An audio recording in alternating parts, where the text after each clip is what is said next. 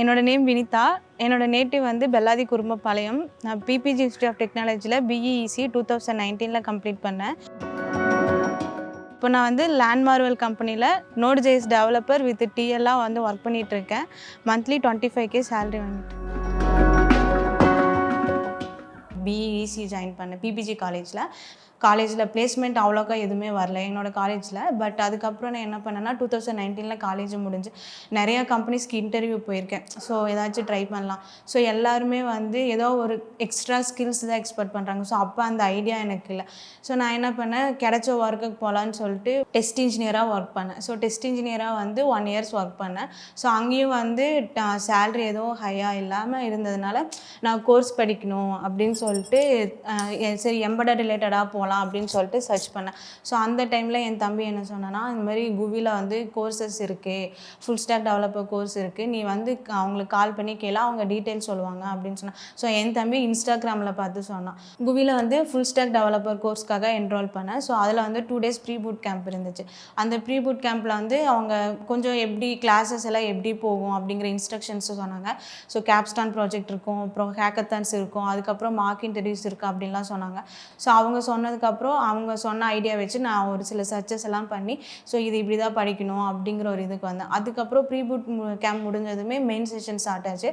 So timing வந்து மென்டாரோட availabilities பொறுத்து இருந்துச்சு. ஸோ 10 to 12 அந்த மாதிரி டைமிங்ஸில். ஸோ அதுக்கு முன்னாடி நம்ம வந்து முன்னாடியே அவங்க கொடுக்குற டாஸ்க் பண்ணுறதுக்கு நம்மளுக்கு டைம் இருக்கும். ஏன்னா 10 to 12 கிளாஸ் முடிஞ்சிடும். அன்றைக்கி அந்த ஜென் போர்ட்டலில் என்ன டாஸ்க் இருக்கோ அதை கம்ப்ளீட் பண்ணவும் நம்மளுக்கு டைம் இருக்கும். அவங்க கொடுக்குற டாஸ்க்கும் நம்ம டைம் எடுத்து பண்ணலாம். ஸோ அவங்க எடுத்ததுக்கப்புறமும் நம்மளுக்கு ஈவினிங் வந்து ரெக்கார்டிங் செஷன்ஸ் இருக்கும். ஸோ நம்ம அந்த ரெக்கார்டிங் செஷன்ஸ் பார்த்துக்கலாம். இப்போ வரைக்குமே ஜென் போர்ட்டல் ஆக்சஸ் எனக்கு இருந்துட்டு தான் இருக்குது. லைஃப் டைம் ஆக்சஸ் இருக்குது அதுக்கு. ஸோ நம்ம எப்போ என்ன டவுட்டுனாலும் அதில் போய் பார்த்துக்கலாம். ஒவ்வொரு ஹேக்கத்தான் முடிஞ்சதுமே ஒரு மார்க் இன்டர்வியூ இருந்துச்சு. அந்த 25 days என்னெல்லாம் கம்ப்ளீட் பண்ணாங்களோ அதெல்லாம் கொஷின்ஸ் கேட்டாங்க. ஸோ அது வந்து ஒரு இன்டர்வியூ ப்ரிப்பேர் பண்ண மாதிரி நாங்கள் ப்ரிப்பேர் பண்ணோம்.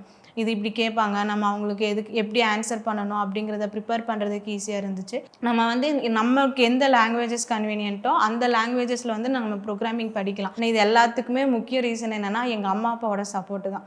ஸோ நான் படிக்கிறேன் அப்படின்னு சொன்னதுமே அவங்க வந்து வைஃபை கனெக்ஷன் எல்லாமே போட்டு அவங்க தான் என்னை இந்த அளவுக்கு எஃபோர்ட் பண்ணது. எங்கள் பேத்தி நல்லா படிக்கணும்னு ஒரு வீட்டில் சமையல் செய்வாங்க. மாதம் 6000 ரூபா சம்பளம் வாங்கி அப்படியே எங்கள் பிள்ளைக்கு படிக்கிற கொடுத்துருவாங்க. அதனால் நாங்கள் இன்னும் கொஞ்சம் கடனெல்லாம் இருக்குது. இருந்தாலும் நான் 5ஆம் கிளாஸ் தான் படித்தேன். எங்கள் வீட்டுக்கார் 10th ஃபெயிலுங்க. பிள்ளைங்க பசங்க நல்லா படித்து நல்லா இருக்கணுங்கிறக்காக 3 பேர்த்தையும் நல்லா படிக்க வச்சுட்டேன். ஆக்சுவலாக நான் கோர்ஸ் படிக்கல அப்படின்னாலே நான் இன்னும் வந்து ஒரு டெஸ்ட் இன்ஜினியராக தான் ஒர்க் பண்ணிகிட்டு இருந்திருப்பேன். ஸோ இப்போ நான் கோடிங் படித்ததுனால எனக்கு வந்து ஓரளவு எந்த இடத்துக்கு போனாலும் எனக்கு ஒரு ஸ்கில் இருக்குது அப்படிங்கிற ஒரு அட்வான்டேஜ் இருக்குது. என்னோடய ரெஸ்யூமில் நான் ஆட் பண்ணல, எனக்கு இந்த ஸ்கில்ஸ் எல்லாம் தெரியும்னு ஸோ அதுவே ஒரு பெரிய அட்வான்டேஜ் தானே நம்ம கோர்ஸ் கம்ப்ளீட் பண்ணால்.